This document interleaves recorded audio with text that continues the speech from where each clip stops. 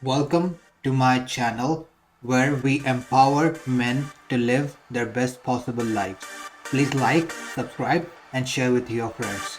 But now, let's get to work.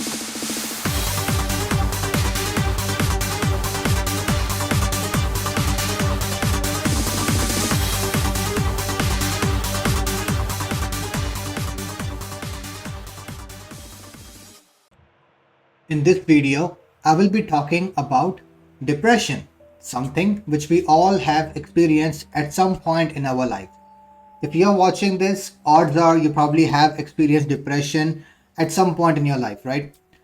So now I want you to just like go back in time, take a deep breath, and think to the time when you last felt depressed. Now, do you remember this crippling anxiety and fear taking over you to the point that you were not able to function properly? You were not able to do your daily activities properly.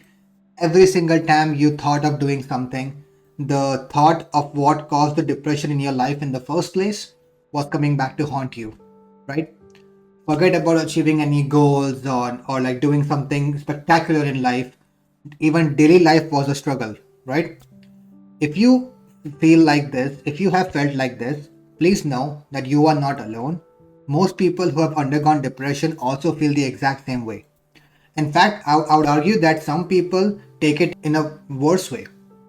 I personally know people who have done things they would normally not do when they were faced with depression. I'm talking about suicides, getting a DUI, being excessively violent and rude towards people for no reason, and many more like atrocious things, which I probably shouldn't be talking about on YouTube. But my point is, depression is very much a monster if you allow it to be, right? Now, what are some of society's traditional adopted methods to combat depression, right?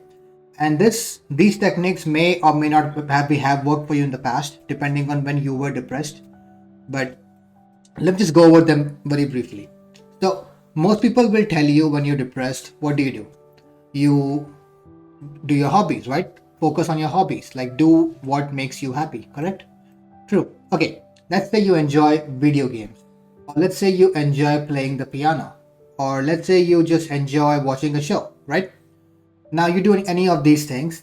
Now there might be a time when during this process, during the time when you were enjoying your hobby, the thought of what caused the depression might come back, like not to the intent, not as intensely as it would if you were not doing anything, but to a small degree, right? It does come. And what happens once you stop doing this hobby? It comes back again, right? So have you actually solved the issue of depression? I don't think so.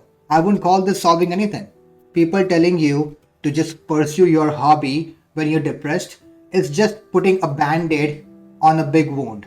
It's when it comes off, it still hurts, right? So for me personally, just pursuing my hobby is a temporary escape from the actual problem. Now, the second thing society might tell you is seek out friends and family. Now, this actually does work. I agree on this. This is seeking out friends and family allows you to talk about things. You talk about what caused the depression in the first place. You maybe seek their opinions, seek their advice. And people will tell you, don't worry, we're there for you. This will pass with time, right? So you do feel good. Your friends and family make like teach you that feel good factor, right? So it is also a good solution, but I would argue it is somewhat of a band-aid as well, because okay, you felt good when you were talking to your friends and family for a temporary short duration, right? But did it actually make you achieve anything in life? Like did you actually achieve your goals that you sought out for yourself? No. In fact, I would say that this coddling, that's the word I used, this coddling from your friends and family is actually making you weaker for the next attack of depression. Because what if your friends and family are not available when the next depression wave hits? What then? What if you're all alone? Are you telling me you are not strong enough to handle depression by yourself? No. Hence, society's traditional solutions I don't think truly work to combat depression, which is where I'm coming in to give you what actually works. Here's what works. First thing you have to understand is this mental model. Here's the thing. You give power to something you believe in. If you believe in something, truly, you give it power. Now, please remember this. This is a very important concept. You believe in something. If you believe in something, you give it power, right?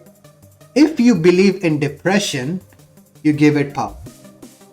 You are going with this? Yes. You have to tell yourself that depression isn't real. Yes. Depression isn't real. It is only your mind that's making it real. It is not real at all. It is not this huge monster that's crippling you from achieving your goal. You can very much achieve your goals even with depression in your head. No problem. Do you still have your two hands? Do you still have your two legs? Yes, you do. That's all you need. That's all you need. Because here's what will happen when you disconnect your state of mind from your task. You will no longer need a happy state of mind to perform your tasks to achieve your goals. You will do them regardless of how you feel. And guess what will be the end result? You achieving your goals. You being on top of the world. You conquering depression. This is how you conquer depression the right way. You don't believe in it. If you don't believe in it, you give it zero power.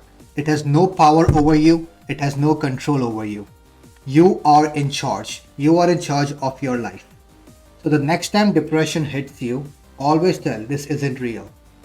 I don't believe in depression. It is not this huge monster that's going to come and attack me and because of which I cannot do my task. In fact, I'd argue you are lazy if you allow depression to be an excuse, to be a cop-out. If you're going to tell me that your life is terrible because you're depressed, that's just being lazy and making excuses. I would say your life is not bad because of depression. You are allowing depression to make your life bad. It's the other way around. You cannot do that. You have to go do the right things and then you will not feel depressed anymore. So the takeaway from this is that do not believe in depression. It is not real. You are only believing in depression only gives it power, which you should not be doing. Thanks for watching and I'll see you next time.